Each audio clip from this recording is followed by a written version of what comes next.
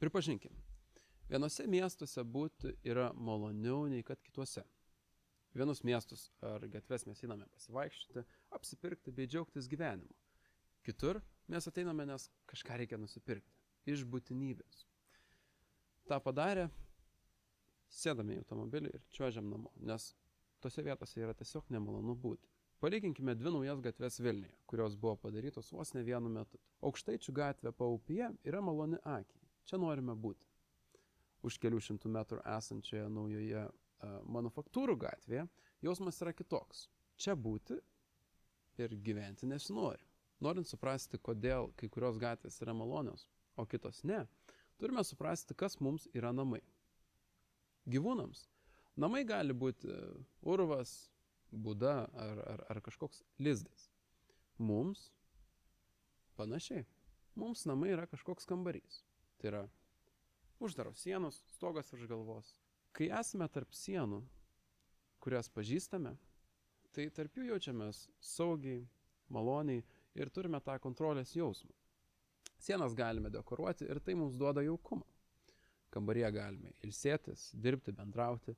Tai yra vieta sauganti nuo žiauraus išorinio pasaulio. Toks pat principas galioja ir kuriant miestą.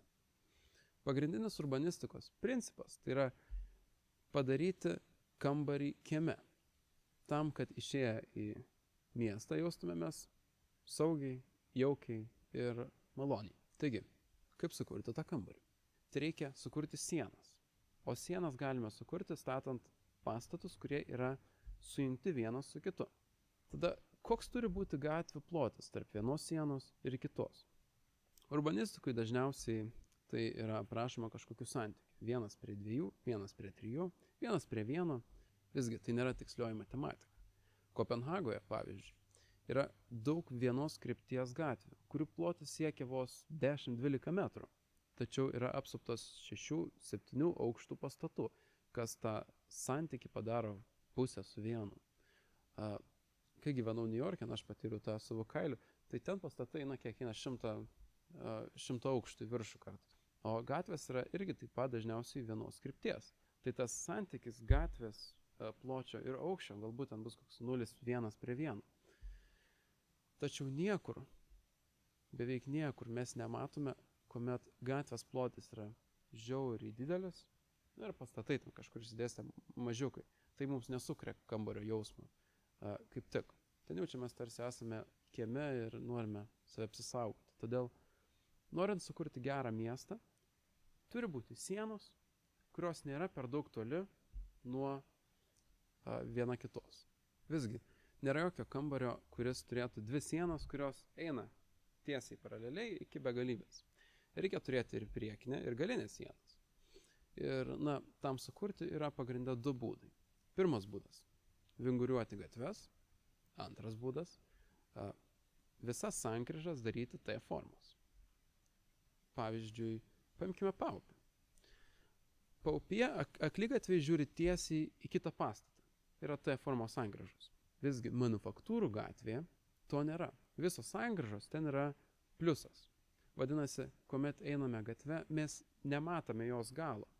Mes matome tiesiog einančią gatvę tolin. Tai nesukuria kambario pojūčių.